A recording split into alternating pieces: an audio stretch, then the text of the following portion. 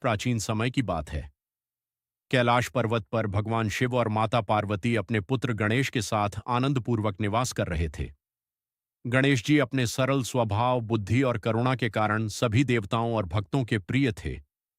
एक दिन पृथ्वी पर एक भयंकर संकट उत्पन्न हुआ। वहां एक शक्तिशाली असुर था, भयासुर। उसका नाम ही उसके स्वभाव को दर्शाता था। वह जहां भी जाता, लोगों के मन में भय भर देता। आर्ष मुनि, देवता और साधारण मनुष्य सभी उसके आतंक से कांपने लगे। यज्ञ हवन रुक गए, धर्म का पालन कठिन हो गया और चारों ओर डर का वातावरण छा गया। सभी देवता मिलकर भगवान शिव के पास पहुंचे और बोले, हे महादेव, भयासुर के कारण संसार में भय और अराजकता फैल गई है। कृपया इसका समाधान कीजिए। भगवान शिव ने गंभीरता से कहा, इस संकट का अंत केवल गणेश ही कर सकते हैं। वे ही इस भय को समाप्त करेंगे। तब माता पार्वती ने अपने पुत्र गणेश को बुलाया और कहा, पुत्र, अब समय आ गया है कि तुम अपने एक विशेष रूप में प्रकट होकर संसार को भय से मुक्त करो। माता की आज्ञा पाकर गणेश जी ने एक अद्भुत रूप धारण किया। यह था हेरंब गणपति का रूप। इस रूप में गणेश जी के 5 मुख, पंचमुख थे, जो चारों दिशाओं और आकाश की ओर देखते थे। उनके 10 भुजाएं थीं, जिनमें विभिन्न अस्त्र शस्त्र थे।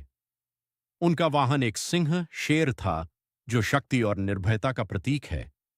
हेरंब रूप में गणेश जी अत्यंत तेजस्वी और दिव्य दिखाई दे रहे थे। उनके इस रूप को देखकर ही भय दूर होने लगता था।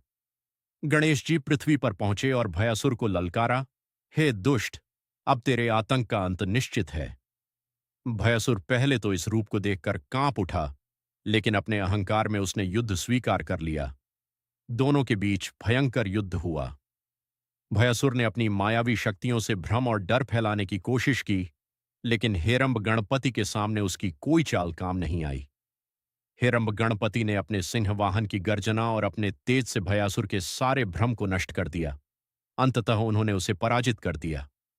हारकर भयासुर गणेश जी के चरणों में गिर पड़ा और बोला, हे प्रभु, मुझे क्षमा करे, मैं अपनी भूल समझ गया हूं। गणेश जी ने करुणा दिखाते हुए कहा, यदि तुम सच्चे मन से पश्चाताप कर रहे हो तो मैं तुम्हें क्षमा करता हूं, लेकिन अब से तुम कभी किसी को भयभीत नहीं करोगे। भयासुर ने वचन दिया और वह शांत होकर वहां से चला गया। इस प्रकार हेरंब गणपति ने संसार को भय से मुक्त किया और धर्म की पुनः स्थापना की।